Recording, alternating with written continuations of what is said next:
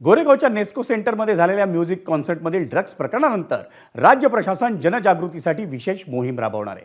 येत्या 1 मे पासून पुढील वर्षभर म्हणजे पुढच्या वर्षीच्या 1 मे पर्यंत मुंबई अगेन्स्ट ड्रग्ज ही मोहीम पश्चिम उपनगरात राबवण्यात येणार आहे। ही मोहीम शाळा, महाविद्यालय, विद्यापीठं, स्वयंसेवी संस्था, धार्मिक संस्था, रहिवासी संघ, विविध क्षेत्रातील नामांकित व्यक्ती, शिक्षक पालक संघ यांना सोबत घेऊन राबवण्यात येणार आहे। त्यासाठी प्रत्येक वॉर्डनिहाय समन्वय साधून एक समिती स्थापन करण्यात येणार आहे।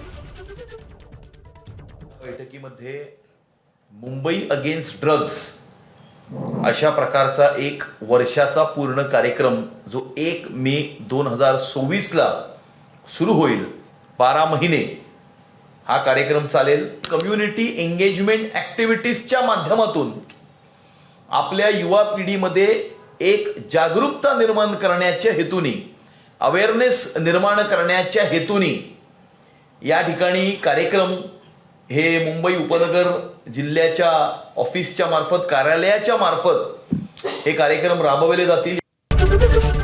एबीपी माझा, उघडा डोळे बघा नीट।